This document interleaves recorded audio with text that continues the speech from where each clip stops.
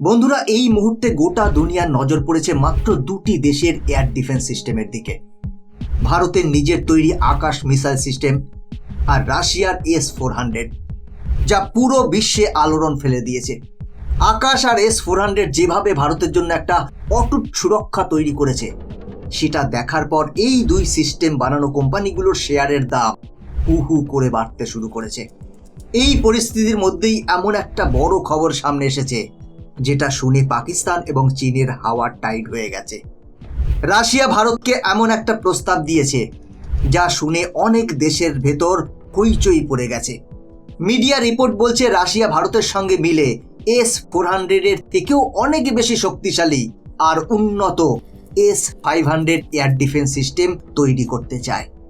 Russia চায় ভারত আর Russia একসঙ্গে মিলে S-500 বানাক। এই S-500 ঠিক কতটা শক্তিশালী S-400 এর তুলনায়, বন্ধুরা, সেটা আমরা একটু পরেই আলোচনা করব।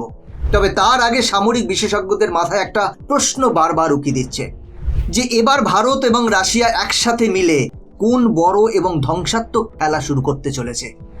তাহলে এটাই কি বিশ্বের সবথেকে শক্তিশালী এয়ার ডিফেন্স সিস্টেম হতে চলেছে?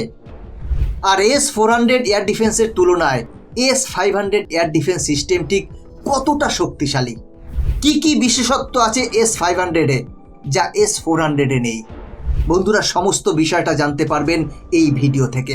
সমস্ত পরিসংখ্যান দিয়ে আলোচনা করব। তবে এগিয়ে যাওয়ার আগে ভিডিওটি লাইক করুন এবং চ্যানেলটিকে সাবস্ক্রাইব করুন, কারণ এটি আপনার জন্য মাত্র 1 সেকেন্ডের কাজ, কিন্তু এতে আমাদের অনেকটা হেল্প হয়। নমস্কার, আমি গৌতম আছি আপনাদের সাথে। তাহলে চলুন দেরি না করে ভিডিওটি শুরু করা যাক। বন্ধুরা, প্রথমেই ভারতীয় প্রযুক্তিতে তৈরি আকাশ মিসাইল সিস্টেমের বিষয়ে সংক্ষেপে জেনে নেওয়া যাক। আকাশ মিসাইল সিস্টেম ভারতের সম্পূর্ণভাবে নিজস্ব প্রযুক্তিতে তৈরি একটি বড় সাফল্য। এটা হলো একটি medium range surface to air missile, যা 25 কিলোমিটার পর্যন্ত রেঞ্জে যুদ্ধবিমান, হেলিকপ্টার, ড্রোন বা ক্রুজ মিসাইল ধ্বংস করতে পারে। এই সিস্টেম ইতিমধ্যেই ভারতীয় সেনাবাহিনীতে যুক্ত করা হয়েছে এবং যা ইতিমধ্যেই পাকিস্তানের বিরুদ্ধে সফলভাবে ব্যবহার করা হয়েছে। অন্যদিকে S-400 হচ্ছে বিশ্বের অন্যতম সেরা long range air defence system. এটি 400 কিলোমিটার রেঞ্জে যে কোনো এয়ার টার্গেট ধ্বংস করতে সক্ষম, সেটা স্টিলথ যুদ্ধবিমান হোক বা হাই ম্যানুভারিং মিসাইল অথবা ব্যালিস্টিক অস্ত্র। ভারত প্রথম ধাপে 5টি রেজিমেন্টের অর্ডার দিয়েছে, যার মধ্যে 4টি ইতিমধ্যেই মোতায়েন হয়েছে উত্তর, পশ্চিম এবং পূর্ব ফ্রন্টে। অপারেশন সিঁদুর হলো ভারতীয় সেনার এক অপ্রকাশিত সামরিক অভিযান, যেখানে পাকিস্তানের একাধিক সীমান্ত এলাকায় হাইব্রিড হামলার সম্ভাবনা রুখে দেওয়া হয়। এই অভিযানে প্রথমবার S-400 এর ফুল স্কেল অপারেশনাল ব্যবহার দেখা গেছে। শত্রুপক্ষের hypersonic drone, satellite guided missile এবং স্টিলথ যুদ্ধবিমানকে র্যাডারে ধরেই ধ্বংস করে দেওয়া হয়েছে। ভারতীয় মিলিটারি ইন্টেলিজেন্স সূত্রে জানা গেছে, শুধুমাত্র 3 মিনিটের মধ্যে প্রায় 17টি শত্রু টার্গেট ধ্বংস হয়।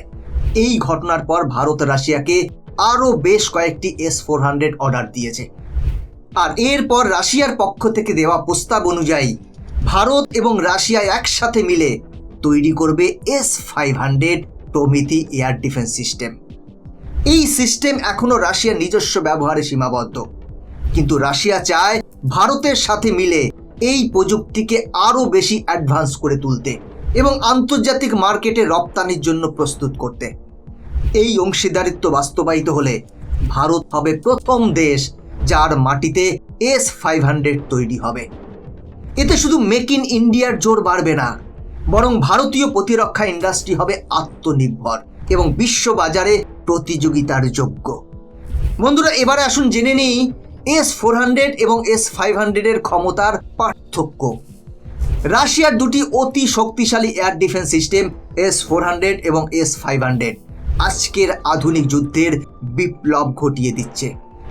S-400 এর সর্বোচ্চ রেঞ্জ 400 কিলোমিটার হলেও S-500 তা ছাপিয়ে 600 কিলোমিটার পর্যন্ত পৌঁছতে পারে। রেসপন্স টাইমের দিক থেকেও S-500 অনেক বেশি গতিশীল, মাত্র 3 থেকে 4 সেকেন্ডে প্রতিক্রিয়া জানাতে সক্ষম, যেখানে S-400 এর সময় লাগে প্রায় 10 সেকেন্ড। টার্গেট হাইটের সীমায় S-400 আঘাত হানে সর্বোচ্চ 30 কিলোমিটার পর্যন্ত। কিন্তু S-500 এর দৃষ্টি পৌঁছে যায় প্রায় 200 কিলোমিটার পর্যন্ত। টার্গেট ট্র্যাকিং ক্ষমতার দিক থেকেও S-500 অনেক এগিয়ে। এটি 100টির বেশি লক্ষ্যবস্তু একসঙ্গে ট্র্যাক করতে পারে, যেখানে S-400 পারে প্রায় 80টি। S-400 প্রধানত যুদ্ধবিমান, ড্রোন, ব্যালিস্টিক মিসাইল ধ্বংস করতে সক্ষম, কিন্তু S-500 আরও এক ধাপ এগিয়ে। এটি হাইপারসোনিক মিসাইল, স্যাটেলাইট, এমনকি স্পেস টার্গেটও ধ্বংস করতে পারে। র্যাডার ব্যবস্থায় S-400 ব্যবহার করে আইএসআই র্যাডার, আর S-500 এসেছে আরও উন্নত ABM ক্যাপাবেল অ্যালগোরিদমিক র্যাডার প্রযুক্তি। আর এআই এর দিক থেকেও S-400-এ এআই ও অটো টার্গেটিং সীমিত হলেও S-500-এ আছে সম্পূর্ণরূপে ইন্টিগ্রেটেড এআই টার্গেটিং সিস্টেম, যা নিজেই সিদ্ধান্ত নিতে পারে কোন টার্গেট আগে ধ্বংস করা উচিত। এছাড়াও বিশ্ব রাজনীতিতে এই প্রযুক্তির দখল একটি দেশের প্রভাব বহু গুণ বাড়িয়ে দিতে পারে। বিশেষজ্ঞদের মতে যদি ভারত রাশিয়ার সঙ্গে যৌথভাবে S-500 তৈরি করে, তবে শুধু দক্ষিণ এশিয়া নয়, গোটা এশিয়া এবং আফ্রিকার বহু দেশ ভারতের উপর নির্ভর করতে বাধ্য হবে। এটি চীন ও আমেরিকার প্রতিরক্ষা আধিপত্যের মধ্যে ভারসাম্য আনার একটি সুযোগ তৈরি করবে। ইতিমধ্যেই ভিয়েতনাম, ইন্দোনেশিয়া, ফ্রান্স, UAE ভারতের প্রতিরক্ষা প্রযুক্তিতে আগ্রহ দেখিয়েছে। S-500 তৈরির পর এই আগ্রহ বহু গুণে বেড়ে যেতে পারে এবং ভারত হয়ে উঠতে পারে এক নতুন পোলার পাওয়ার, একটি প্রযুক্তি নির্ভর সামরিক কেন্দ্র। তবে এবার এই প্রশ্ন উঠতে পারে যে S-500 এর পর কি? ভারত ভবিষ্যতের যুদ্ধের কথা মাথায় রেখে তৈরি করছে XRSAM, মানে extreme range surface to air missile, যার রেঞ্জ প্রায় 350 কিলোমিটার। এটি S-400 এর সঙ্গে সমন্বয়ে কাজ করবে। ভারতের দীর্ঘমেয়াদী লক্ষ্য হলো একটি multi layered air defence shield তৈরি করা, যাতে থাকবে একাধিক স্তরের প্রতিরক্ষা ব্যবস্থা। এই শিল্ডে যুক্ত থাকবে নতুন জেনারেশনের আকাশ NG, শক্তিশালী S-400, উন্নত XRSAM, ভবিষ্যতের S-500 এবং ডাইরেক্টেড এনার্জি ওয়েপেন্স, যেমন লেজার প্রযুক্তি, যা আলোর গতিতে শত্রু ড্রোন, মিসাইল ধ্বংস করতে সক্ষম, এবং সাথে থাকবে কালি। একেই বলা যেতে পারে ভারতের আকাশ প্রতিরক্ষার ডিজিটাল ঢাল। ভারতীয় আকাশ এখন আগের চেয়ে অনেক বেশি সুরক্ষিত।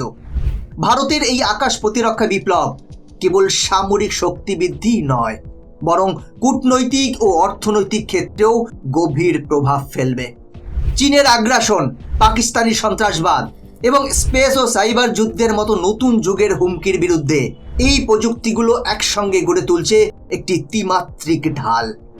যদি ভারত S-500 এর সহ উৎপাদনে সফল হয়, তাহলে এক কথায় বলা যায় ভারতের আকাশে আর কেউ সহজে পাখা মেলতে পারবে না, কেউ ভারতের বিরুদ্ধে চোখ রাঙানোর সাহস পাবে না। তো বন্ধুরা, এই বিষয়ে আপনার কি মতামত? ভারতের কি রাশিয়ার প্রস্তাবে রাজি হয়ে যৌথভাবে S-500 তৈরি করা উচিত, নাকি বিকল্প কিছু ভাবা উচিত?